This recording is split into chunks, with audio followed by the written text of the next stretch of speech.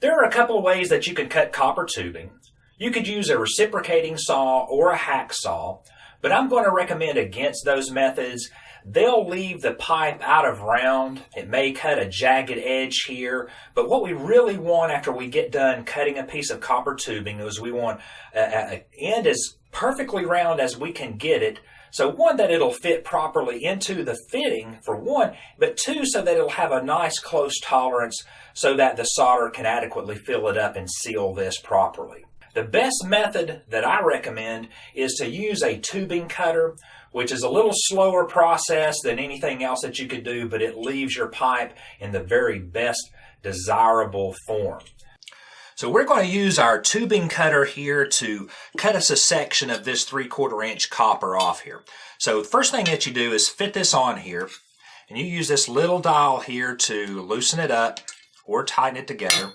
And basically what we're trying to do is get this to fit in. There's two little rollers here on one side, and then we have the blade here on this side. So what we're looking at here is two rollers that allow us to turn this, and then we have a blade here that's going to be cutting it, and this little part here closes it down. So we want to open it up, slide it over our pipe, and start to close it down. Now this is one of those times to where we're not going to want to use all of our strength and clamp this thing down and try to cut it through right here. But basically what this is this is a device that allows us to turn. This little blade is going to cut it as it goes, and then each time that you make a pass, come down here and tighten this thing down. Make another pass. Tighten this down. Make some more cuts. It gets a little tough, so you may need a pair of channel locks to just barely clamp that down a little bit as you go. And after several times of clamping this down,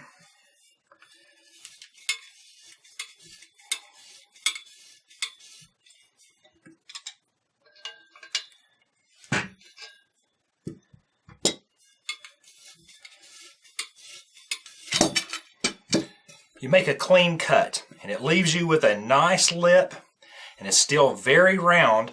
If you try to get ahead of yourself and cut this in just a couple of passes, what you're going to end up doing is putting too much pressure on this blade, and it's going to distend this opening or change it from perfectly round, or it may even curl this lip in.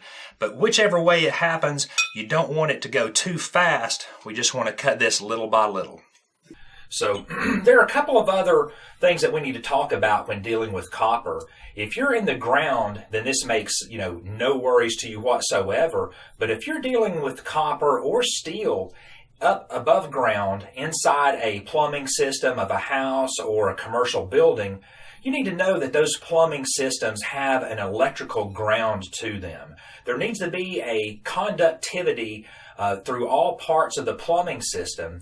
And if you take a system that is constructed of copper and you make a repair somewhere on that system and you break the ground, the electrical conductivity, by putting plastic parts instead of copper parts back, then you're going to cause a problem for that system, and eventually you're going to develop little pinhole leaks throughout the system. Also, if you're going to put copper near steel, if you're going to match up one fitting that's steel and transition over to copper, you need to use what's called a dielectric union, and that prevents corrosion that happens when two different types of metal touch.